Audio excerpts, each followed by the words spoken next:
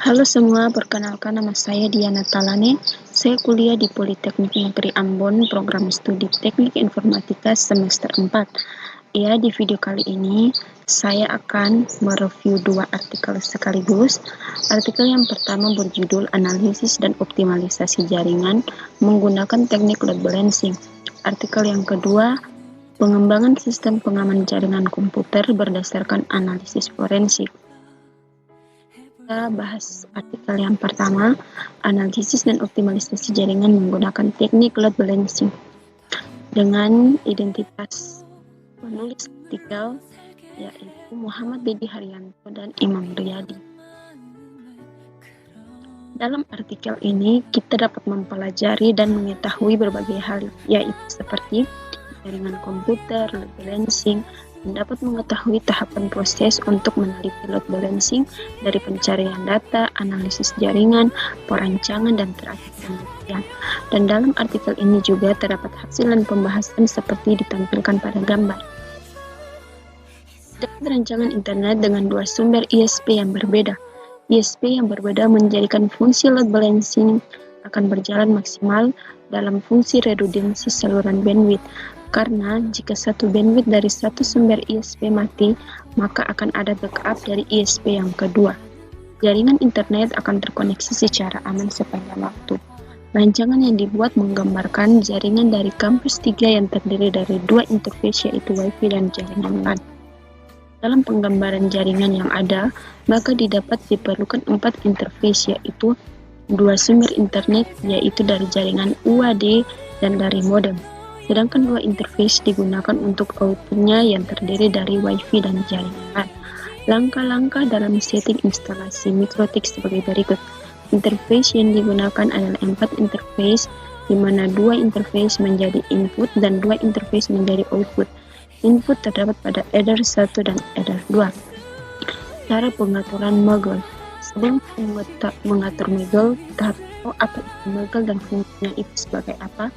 Mogul berfungsi untuk menandai paket atau koneksi sehingga dari dua sumber IP dapat diolah untuk proses load balancing. Pengaturan mogul dapat dilihat pada gambar ini.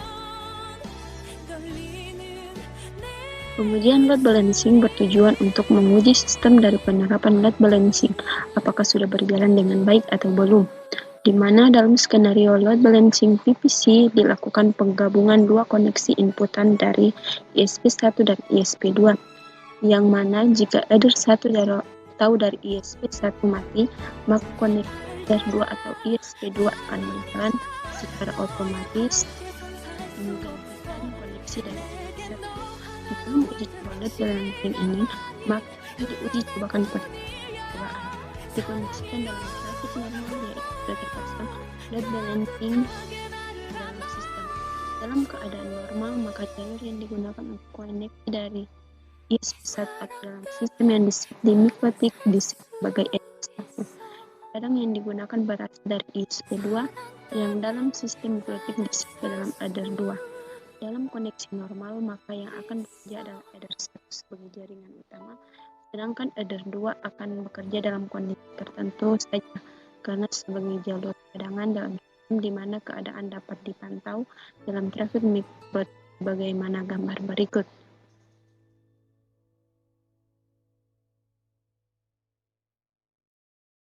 Dari gambar ini terdapat grafik di mana dalam kondisi normal dari header 1 dan header 2. Dari gambar 1 kotak 4 dapat dilihat grafik pemakaian koneksi internet dengan kecepatan koneksi di gambar 3 pada angka 1 dan 2 menunjukkan header 2 yang tidak berjalan sedikit pun. Kondisi tersebut dalam keadaan normal. Dalam percobaan berikut adalah mematikan header 1 dengan mendisable ISP1 seolah-olah mengalami trouble, maka hasilnya sesuai dengan gambar 2. Pengujian jaringan input header 2 dari gambar 2 dapat dilihat terjadi perubahan pemakaian koneksi di mana terlihat grafik yang mulai aktif pada angka 2, pada angka 4 di mana header 1 tidak terdapat pergerakan grafik, menandakan tidak ada koneksi di header 1 dan internet tetap berjalan normal. Kelebihan dan kekurangan artikel ini. Kelebihannya adalah penjelasan dari awal menjelaskan tentang jaringan komputer hingga tahapan-tahapan proses untuk meneliti load balancing sampai hasil beserta penjelasan pembahasannya sangat detail disertai gambar yang memperkuat penjelasan tersebut. Sementara kekurangan artikel ini, menurut saya pada artikel ini hampir tidak ada kekurangan karena sangat detail dan jelas dan dapat dipahami dari awal tahap sampai akhir tahapan load balancingnya. Kesimpulan yang saya ambil yaitu dalam meneliti load balancing kita harus melewati beberapa tahap dari pencarian data, analisis jaringan, perancangan, dan terakhir pengujian.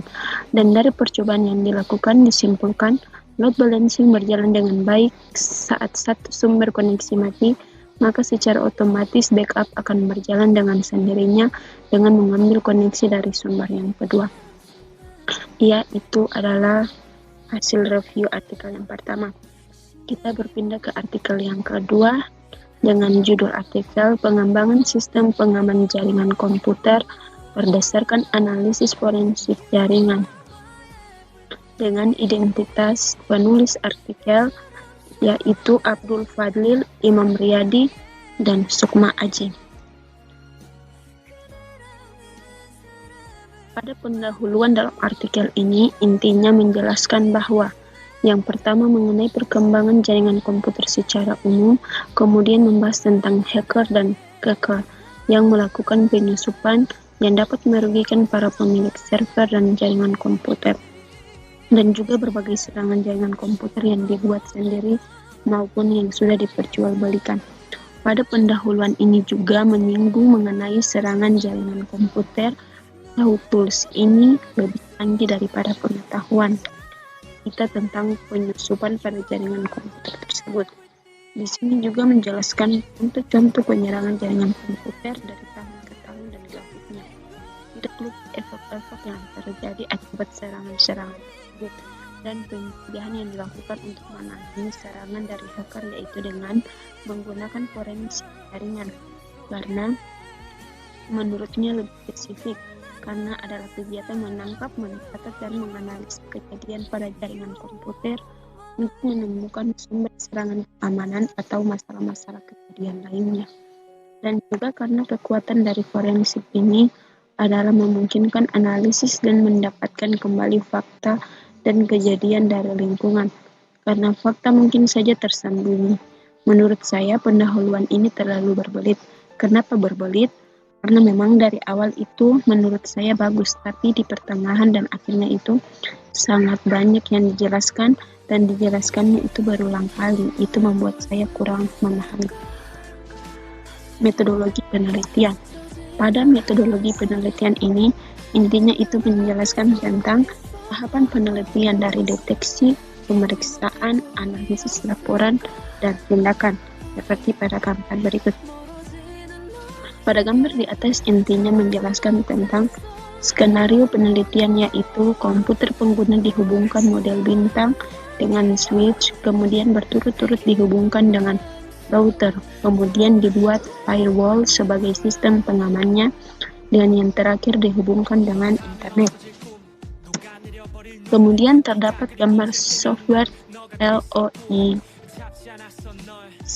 yang digunakan untuk melakukan simulasi serangan jaringan komputer. Gambar software LOIC seperti berikut. Hasil dan pembahasan. Pada hasil dan pembahasan ini intinya itu menjelaskan hasil dari tahapan-tahapan penelitian. Yang pertama deteksi. Serangan DDoS dalam hal ini menggunakan software Winbox Router OS yang menunjukkan identitas dari penyerang. Warna hijau menunjukkan akses legal, sedangkan warna merah menunjukkan aksi ilegal dalam jaringan komputer laboratorium riset MTI UAD pada gambar. Yang kedua yaitu pemeriksaan. Paket yang dikirimkan oleh penyerang yang masuk ke dalam layanan jaringan komputer ditunjukkan pada gambar berikut. Analisis forensik jaringan. Software Twinbox Router OS setelah mendeteksi adanya akses ilegal, kemudian memberikan informasi yang lebih detail dalam menu Torch, yaitu menunjukkan adanya serangan di DOS, IP address yang melakukan serangan, kapan serangan tersebut terjadi, yaitu pada tanggal 13 Desember 2016 pukul 11.3201, sedangkan di mana serangan tersebut terjadi yaitu pada port 80. Dan mengapa itu terjadi? Yaitu dikarenakan port 80 terbuka. Gambar 1 menunjukkan relevansinya. Barang bukti lain berupa traffic network ditunjukkan pada gambar 2 menggunakan tools investigation Wireshark. Yang keempat, eksekusi. Selain mendapat barang bukti, dibuat sistem antisipasi, yaitu dengan